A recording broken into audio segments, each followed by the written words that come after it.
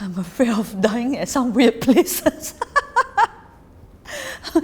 Die nicely in the hospital. I don't want to die at some MRT floor or something like that.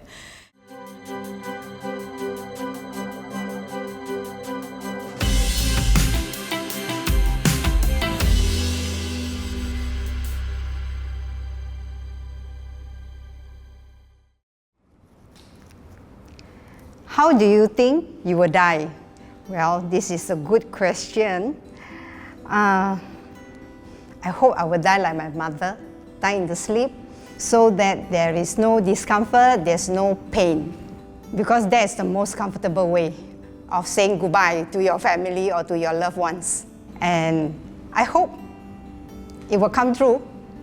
How I think I will die? I think I will probably die from an organ failure. Because the immunosuppressants that I'm taking would eventually kill the liver and the kidney. What is your medical history?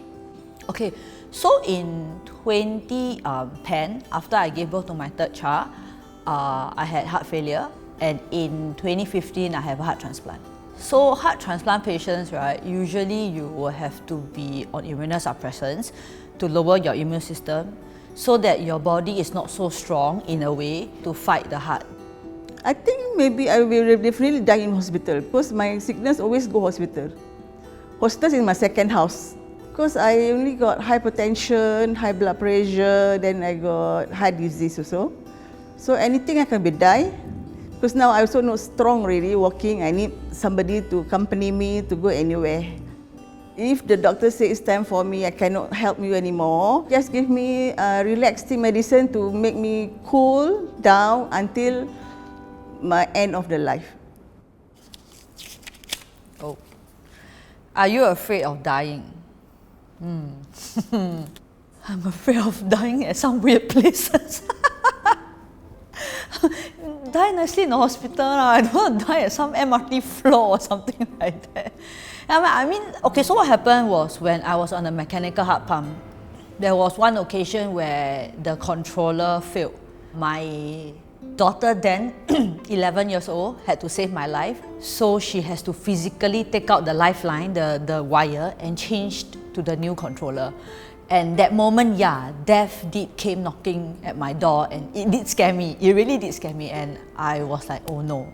Because I know at that moment I was going to die.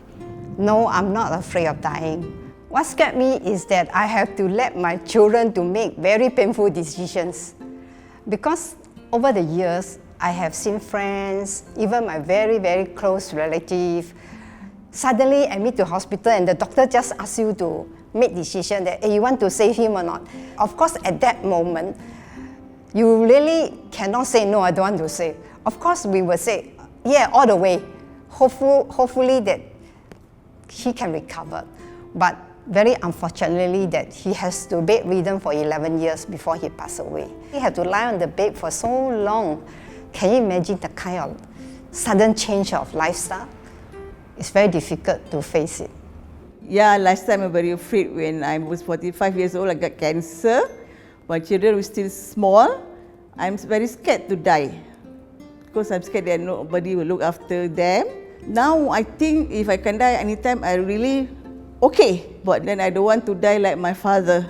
During his last moment want to die, we are quarreling with each other about to save their life or to stop their support. I know already that it's time for him to go because he cannot drink, cannot do anything, then cannot talk.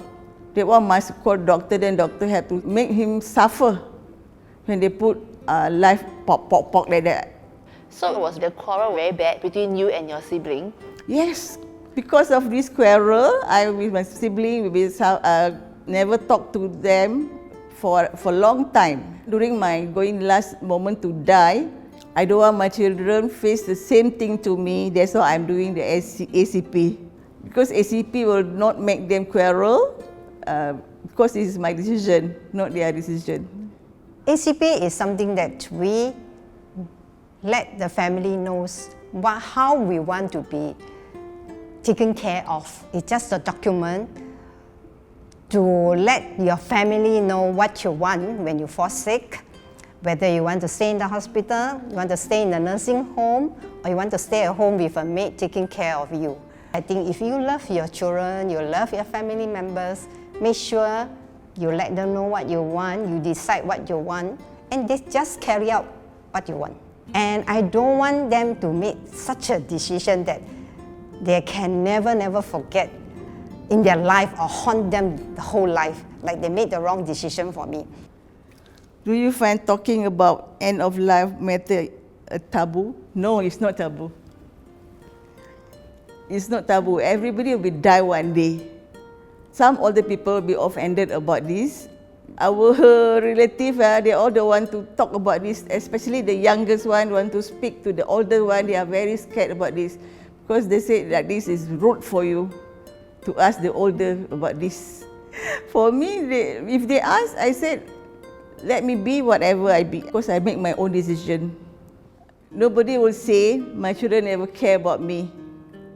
To me, I think it's a good thing to talk about it. Last time when I started talking to them years ago, they always say, why you like to talk about things that never happened, you know? Nowadays, when we talk about this subject, they seems they are comfortable to talk about it. Well, when somebody passed away, or relative, or when I attended a funeral, so from there, we just bring up the conversation. Me, among my friends, we do talk about it. My mom is also fine. She has already have her photo ready, done. In any time, I just have to pick the photo frame. But I think for my kids or for the young people, it seems so that it's a taboo to them. So whenever I tell them about death, they will shoo me away and say, Mom, can you stop talking about it? I think my daughter, when she tries to stop me from saying anything death, she is fearful. I know she wants me to live a longer life. But for me to explain to her, I do assure her that what I'm telling you is not because I'm dying. I'm telling you is because I've been through life and death and have been through two major ops. So I look at life and death very differently. I look at death as something that will come to me very naturally anytime.